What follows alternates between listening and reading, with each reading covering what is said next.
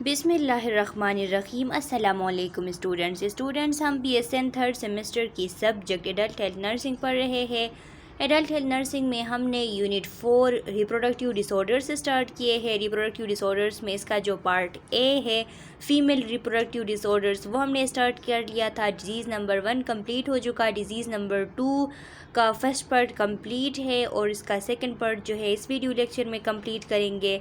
उनका लिंक आप लोगों को इस वीडियो लेक्चर के डिस्क्रिप्शन के एंड में मिल जाएगी, वहां से आप स्टडी कर सकते हैं। स्टूडेंट्स, आज के लेक्चर को स्टार्ट करने से पहले आप लोगों से रिक्वेस्ट है कि हमारे चैनल को सब्सक्राइब करें, बेल आइकन को प्रेस करें और वीडियो को लाइक करना ना भूलें। एमेनोरिया आज का टॉपिक है। एमेनोरिया पिछले वीडियो लेक्चर में हमने डिस्मेनोरिया और जो मेनोरेल्जिया है उनका हमने पढ़ा था। आज का हमारा जो टॉपिक है वो एमेनोरिया है। Amenorrhoea is the absence of menstruation, often defined as missing one or more menstrual periods.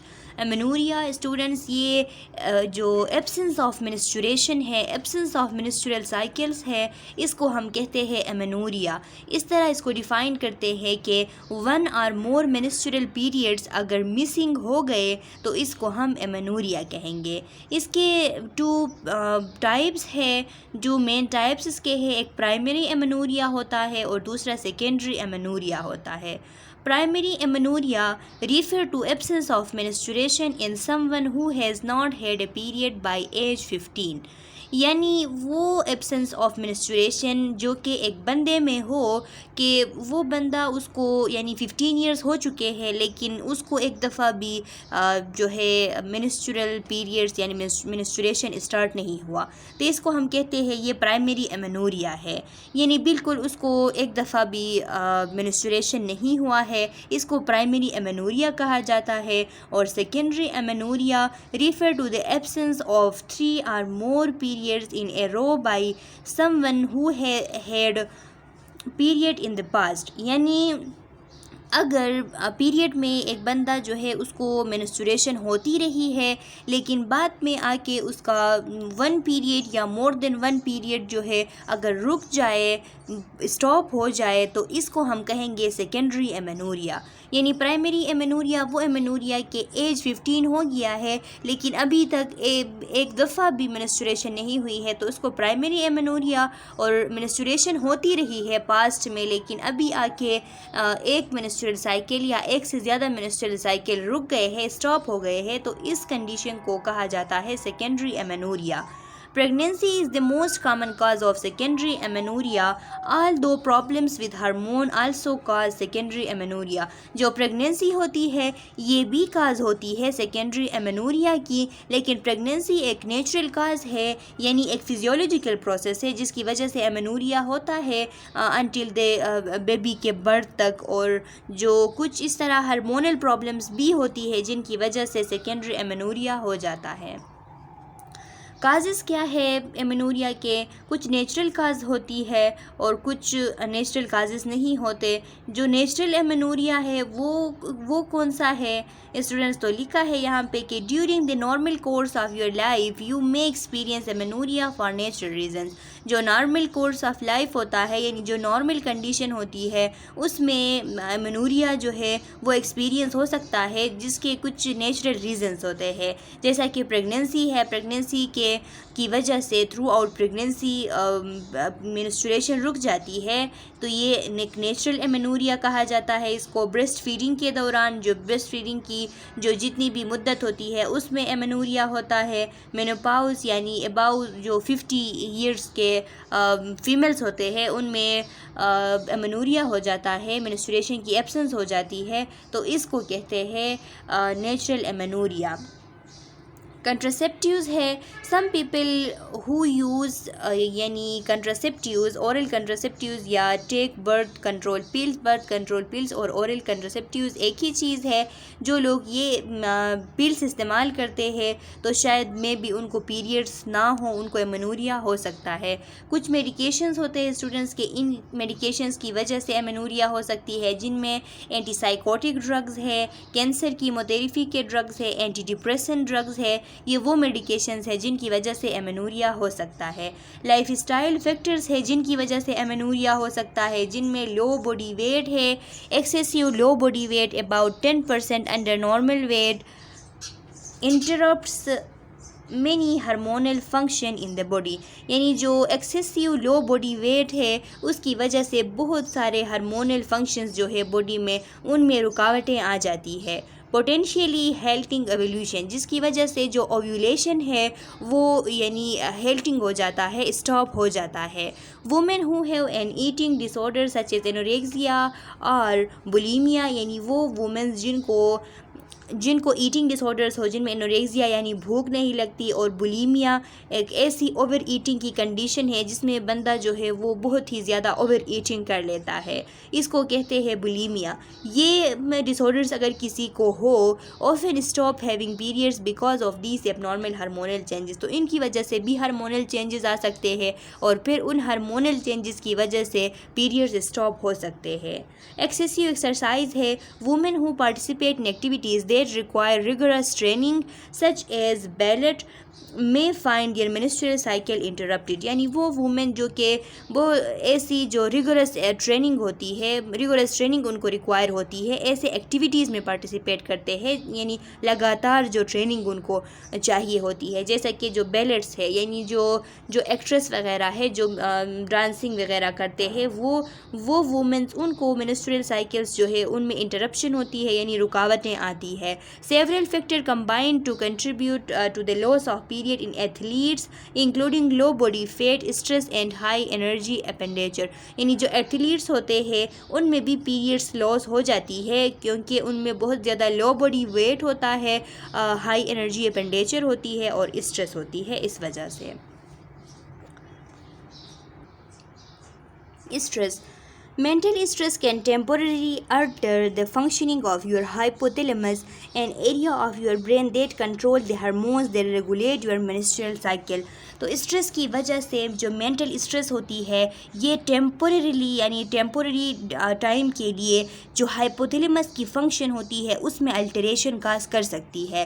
Hypothalamus brain का वो एरिया होता है जो कि उन हार्मोन्स को कंट्रोल में रखता है जो कि मेंस्ट्रुअल साइकिल को रेगुलेट करती है। यानी अगर हाइपोथैलेमस में अल्टरेशन आ गई है हाइपोथैलेमस के फंक्शन में तो वो उन हार्मोन्स में भी अल्टरेशन आ जाती है जो कि मेंस्ट्रुअल साइकिल को रेगुलेट रखती है। ओव्यूलेशन एंड मेंस्ट्रुएशन में स्टॉप एज ए रिजल्ट, इसकी वजह से ओव्यूलेशन यानी ओव्यूल जो ओवम बनने की जो प्रोसेस है ओव्यूलेशन जिसे कहते हैं वो, और जो मेंस्ट्रुएशन है इसकी वजह से ये रुक सकते हैं, ये स्टॉप हो सकते हैं। Regular menstrual period usually resume after your stress decrease. हाँ, अगर ये स्ट्रेस जो है डिक्रीज़ हो जाता है तो दोबारा से जो रेगुलर मेंस्ट्रुअल पीरियड है वो अचीव हो सकते हैं इस कंडीशन में। हार्मोनल इम्बैलेंस है, many types of medical problem can cause hormonal imbalance such as pituitary tumour, premature menopause. यानी स्टूडेंट्स बहुत सारे ऐसे कंडीशंस है जो कि हार्मोनल इम्बैलेंस काज कर सकती है, जिनमें पिट्यूटरी ट्यूमर है, a non cancerous benign tumour in your pituitary gland can interfere with the hormonal regulation of menstruation. एक नॉन कैंसरस बिनाइन ट्यूमर भी अगर पिट्यूटरी ग्लैंड में हो तो ये जो हार्मोनल रेगुलेशन है मेंस्ट्रुएशन की, जो हार्मोनल रेगुलेशन होती है पिट्यूटरी ग्लैंड की तरफ से, तो उससे इंटरफियर हो सकती है, उसमें प्रॉब्लम काज कर सकती है और इम्बैलेंस हो सकता है। Premature menopause usually begins around 50 but for some women the ovarian supply of eggs diminish before age 40 and menstruation stop। कभी कभार प्री मेच्योर मेनोपॉज हो जाता है, यानी जो नॉर्मल मेनोपॉज होता है वो यूजुअली 50 ईयर्स के एज में स्टार्ट होता है या 50 ईयर्स से अबाउ स्टार्ट होता है, लेकिन कुछ वुमेन में और जो एक की ओवेरियन सप्लाई होती है वो बिफोर 40 ईयर्स जो है वो पहले ही डिमिनिश्ड हो जाती है, जिसकी वजह से मेंस्ट्रुएशन स्टॉप हो जाती है। Structural problems within the sexual organ themselves also cause amenorrhea। Example include, यानी जो सेक्सुअल ऑर्गन्स है उनमें अगर कोई प्रॉब्लम हो तो इसकी वजह से भी एमेनोरिया हो सकता है, जिनमें यूटेराइन स्कारिंग है, एक सिंड्रोम है स्टूडेंट्स जिसे एशरमन सिंड्रोम कहा जाता है। ये जो एशरमन सिंड्रोम है ये एक कंडीशन होता है in which scar tissue build up in the uterus. Uterus के अंदर स्कार टिश्यू डिवेलप हो जाती है, बिल्ड अप हो जाती है। Uterine scarring prevent the normal build up and shedding of the uterine lining. अब यूटेराइन के अंदर अगर स्कारिंग है तो इसकी वजह से जो यहाँ पे नॉर्मली जो बिल्ड अप होती थी यूटेराइन लाइनिंग की और फिर उसकी शीडिंग होती थी तो ये नॉर्मल अब नहीं रहती, ये इफ़ेक्ट हो जाती है। Lack of reproductive organs. Sometimes problems arising during fetal development that lead to missing part of reproductive system such as uterus, cervix or vagina. कभी कभार इस तरह होता है कि फीटल डेवलपमेंट में एबनॉर्मलिटीज़ आ जाती है, यानी जो इंट्रा यूटेराइन लाइफ होता है बच्चे का उसमें एबनॉर्मलिटीज़ आ जाती है जिसकी वजह से रिप्रोडक्टिव सिस्टम के कुछ पार्ट मिस होते हैं जिनमें यूट्रस मिस हो सकती है, सर्विक्स मिस हो सकती है या वेजिना भी मिस हो सकती है। Because the reproductive system didn't develop fully, menstrual cycle aren't possible later in life. क्योंकि reproductive system जो है वो सही तरीके से डिवेलप नहीं है तो ये पॉसिबल ही नहीं है कि आगे लाइफ में जाके menstrual cycles जो है वो सही तरीके से चल सके। Structural abnormality of vagina. An obstruction of the vagina may prevent visible menstrual bleeding, यानी अगर कोई ऑब्स्ट्रक्शन है वेजिना में तो इसकी वजह से जो विजिबल मेंस्ट्रुअल ब्लीडिंग होती है वो प्रिवेंट हो सकती है। ए मेम्ब्रेन और वॉल में be present in the vagina that block the outflow of blood from the uterus and cervix. कोई मेम्ब्रेन वगैरह प्रेजेंट हो सकते हैं वेजिना में जो कि जो आउटफ्लो होती है यूट्रस से और सर्विक्स से ब्लड की जो आउटफ्लो होती है इसको रोक देती है। साइन सिम्टम्स क्या होती है इसकी? Depending on the cause of amenorrhoea you might experience other signs और symptoms along with the absence of period, यानी एमेनोरिया की जो काज होती है उसकी वजह से along with absence of period कुछ दूसरे भी यानी इससे ज़्यादा भी, इससे हट के भी कुछ सिम्टम्स जो है वो अपीयर हो सकते हैं जिनमें मिल्की निपल डिस्चार्ज है, यानी हेयर लॉस है, हेडेक है, विजन चेंजेस हो जाती है, फेशियल हेयर में एसेस आ जाती है यानी चेहरे में बाल आ जाते हैं, पेल्विक पेन होता है। डायग्नोसिस किस तरीके से कर सकते हैं हम एमेनोरिया की? तो पेल्विक एग्जामिनेशन की जाती है। During your appointment your doctor will perform a pelvic exam to check for any problem with your reproductive organ. जब अपॉइंटमेंट होती है तो उस टाइम डॉक्टर जो है फ़िज़िकल एग्ज़ाम लेता है पेल्विक एरिया की कि इसमें वो देखता है कि रिप्रोडक्टिव ऑर्गन्स के साथ कोई प्रॉब्लम तो नहीं है। अल्ट्रासाउंड के थ्रू भी एग्जामिन कर सकते हैं, डायग्नोसिस कर सकते हैं। This test uses sound waves to produce imaging of internal organ. इसके थ्रू साउंड वेव्स को यूज़ करके इंटरनल ऑर्गन्स की इमेज ली जाती है जिसमें देखा जाता है कि वो नॉर्मल है या नहीं। मैग्नेटिक रेजोनेंस इमेजिंग यानी MRI भी की जा सकती है। MRI uses radio waves which with a strong magnetic field to produce exceptionally detailed image of soft tissue within the body, यानी इसके थ्रू क्या किया जाता है, रेडियो वेव्स और स्ट्रॉन्ग मैग्नेटिक फील्ड के थ्रू डिटेल्ड इमेज जो है वो बॉडी के सॉफ्ट टिश्यू की निकाली जा सकती है। तो इसके थ्रू भी हम डायग्नोसिस कर सकते हैं एमेनोरिया की। ट्रीटमेंट क्या है? Treatment depend on the underlining cause of amenorrhoea. Amenorrhoea की जो अंडरलाइनिंग काज होती है ट्रीटमेंट इस पे डिपेंड करती है कि उस काज को अगर ट्रीट किया जाए तो एमेनोरिया ठीक हो सकती है। In some cases birth control pill और other hormone therapies can restart your menstrual cycles. कभी कभी कुछ केसेस में इस तरह होता है कि जो बर्थ कंट्रोल पिल्स होती है या दूसरे हार्मोन थेरेपीज होती है वो मेंस्ट्रुअल साइकिल को दोबारा से रीस्टार्ट कर सकती है। इफ़ ट्यूमर और structural blockage is causing the problem surgery में भी नेसेसरी। अगर ट्यूमर है या कोई स्ट्रक्चरल ब्लॉकेज है जिसकी वजह से एमेनोरिया है तो इसको ट्रीट करने के लिए सर्जरी नेसेसरी होती है। अच्छा स्टूडेंट्स, अब है प्री मेंस्ट्रुअल सिंड्रोम, यानी मेंस्ट्रुएशन से पहले कलेक्शन ऑफ डिसऑर्डर्स। तो इसमें क्या है, pre menstrual syndrome PMS is combination of symptoms that many women get about a week or two before their periods। Pre menstrual syndrome जो होते हैं ये कम्बिनेशंस ऑफ सिम्टम है जो कि वुमेन जो है उनमें होता है या तो 1 वीक पहले मेंस्ट्रुएशन से या 2 वीक पहले जो है ये सिम्टम्स अराइज होते हैं, तो इनको प्री मेंस्ट्रुअल सिंड्रोम कहा जाता है। Emotional and behavioural sign symptoms, इनमें जो इमोशनल और जो बिहेवियर से रिलेटेड साइन सिम्टम्स है वो क्या है, टेंशन है, एंजाइटी है, बंदा टेंशन में होता है, एंजाइटी होती है, उसकी मूड जो है वो डिप्रेस्ड होती है, मूड स्विंग्स आते हैं यानी मूड ख़राब हो जाता है, इरिटेबिलिटी या एंगर यानी बेचैन होता है या गुस्सा आता है, एपिटाइट चेंज, उसकी जो एपिटाइट है यानी भूख लगती है उसमें चेंजेस आ जाते हैं, उसकी जो स्लीपिंग है उसमें चेंजेस आ जाते हैं यानी नींद नहीं आती, इंसोम्निया होता है, सोशल विड्रावल उसके जो नॉर्मल कम्युनिटी रिलेटेड वर्क्स वगैरह थे उससे विड्रा करता है यानी कम्युनिटी को विड्रा करता है, पुअर कंसंट्रेशन उसकी होती है। फिज़िकल साइन सिम्टम्स क्या है, जॉइंट या मसल पेन होता है, हेडेक होता है, फटीग यानी थकावट महसूस होती है, वेट गेन होता है क्योंकि फ्लूइड रिटेंशन हो जाती है, इसकी वजह से एब्डोमिनल ब्लोटिंग यानी एब्डोमेन फूल जाता है, ब्रेस्ट टेंडरनेस होती है यानी कुछ डिस्कम्फर्ट महसूस होती है। डायग्नोसिस किस तरीके से किया जा सकता है, there are no unique physical finding or lab test to positively diagnose premenstrual syndrome, कोई ऐसी यूनिक फिजिकल फाइंडिंग या लैब टेस्ट नहीं है जिसके थ्रू प्री मेंस्ट्रुअल सिंड्रोम्स को डायग्नोज किया जा सके। Your doctor may attribute a particular symptom to premenstrual syndrome if it's a part of your predictable premenstrual pattern, यानी कोई ऐसा पार्टिकुलर कोई ख़ास सिम्टम्स के जो कि प्रेडिक्टेबल है यानी अंदाज़ा लगाया जा सकता है कि ये प्री मेंस्ट्रुअल जो सिंड्रोम होता है इसके साथ ये सिम्टम्स होता है, तो वो सिम्टम्स आप में देख के डॉक्टर ये अंदाज़ा लगा सकता है कि आपको प्री मेंस्ट्रुअल सिंड्रोम है।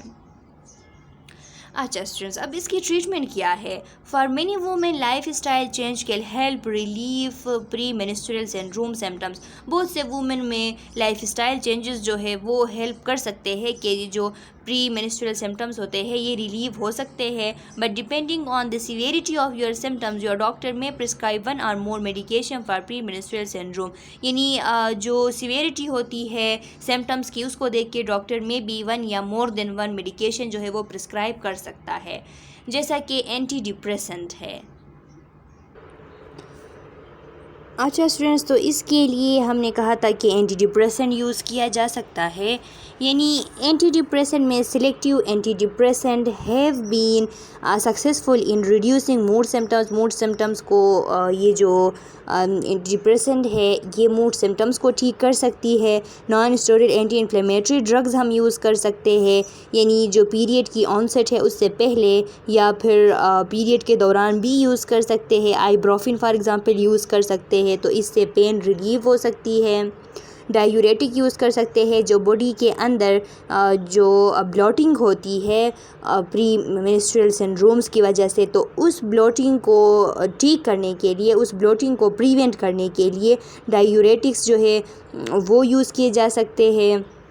इसके अलावा हार्मोनल कंट्रासेप्टिव्स यूज़ किए जा सकते हैं। These prescription medication stop ovulation which may bring relief from premenstrual syndrome symptoms, यानी इसकी वजह से ये जो प्रिस्क्रिप्शन मेडिकेशंस है हार्मोनल कंट्रासेप्टिव्स, इनकी वजह से जो ओव्यूलेशन है वो स्टॉप हो सकती है, जिसकी वजह से जो प्री मेंस्ट्रुअल सिंड्रोम है इसके सिम्टम रिलीव हो सकते हैं।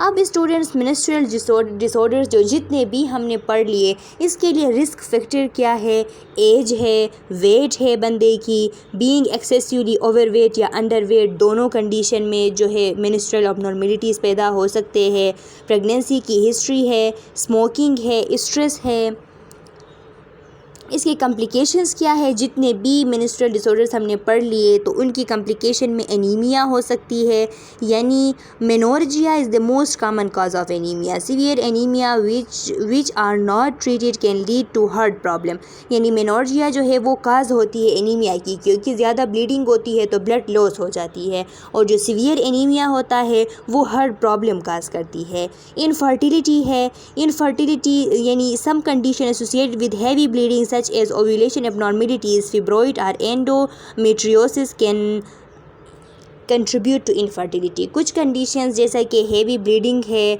ओव्यूलेशन एबनॉर्मलिटीज से रिलेटेड, फिब्रोइड्स है, और जो एंडोमेट्रियोसिस है यानी एंडोमेट्रियम जो है उसकी लाइनिंग वेजिना में आ जाती है, ये कंडीशन, ये सब कंट्रीब्यूट कर सकते हैं इनफर्टिलिटी काज करने में, यानी इनकी वजह से इनफर्टिलिटी काज हो सकती है। Quality of life, menstrual disorders, particularly pain and heavy bleeding, can affect school and work productivity and social activities। यानी ये कम्प्लिकेशन इसके इस तरह भी होते हैं कि क्वालिटी ऑफ लाइफ को चेंज कर देती है। मेंस्ट्रुअल डिसऑर्डर जिनमें पार्टिकुलरली पेन है और हेवी ब्लीडिंग है, इनकी वजह से जो स्कूल और वर्क प्रोडक्टिविटी है, जो सोशल एक्टिविटीज़ है, वो डिस्टर्ब हो जाते हैं। प्रिवेंशन क्या है। प्रिवेंशन इसकी ये है कि try to maintain a healthy lifestyle by exercising moderately and eating nutritional food. Nutritious food खाए, एक्सरसाइजिंग को यानी मॉडरेटली एक्सरसाइज करे, तो इससे हेल्थी लाइफ मेंटेन हो सकता है। Make sure you get enough rest, यानी इनफ रेस्ट करना चाहिए, इससे प्रिवेंट कर सकते हैं। रिलैक्सेशन और स्ट्रेस रिडक्शन टेक्निक करनी चाहिए। बर्थ कंट्रोल पिल्स और जो अदर कंट्रासेप्टिव्स है जैसे डायरेक्टेड है उन्हें उसी तरीके से यूज़ करना है। Change your sanitary napkin approximately every 4 to 6 hours to prevent, यानी जो सैनिटरी नैपकिन होता है ब्लीडिंग को कंट्रोल करने के लिए, तो उसे अप्रोक्सीमेटली 4 to 6 आवर्स में चेंज करना चाहिए। और अगर रेगुलर चेकअप्स चाहिए हो तो इसके लिए डॉक्टर से मिलना ज़रूरी है। नर्सिंग मैनेजमेंट है। नर्सिंग मैनेजमेंट में जो नर्सिंग असेसमेंट है उसमें पास मेडिकल, सेक्सुअल और मेंस्ट्रुअल हिस्ट्री लिया जाता है, फिर पेल्विक एग्जामिनेशन की जाती है, पेन के डिस्क्रिप्शन के लिए एसेस की जाती है, अबनॉर्मल ब्लीडिंग के लिए एसेस की जाती है, कॉम्प्लिकेशंस के साइंस सिम्टम्स के लिए एसेस की जाती है, और पेशेंट के न्यूट्रिशनल असेसमेंट के लिए न्यूट्रिशनल स्टेटस को यानी न्यूट्रिशनल जो स्टेटस है उसकी भी असेसमेंट की जाती है।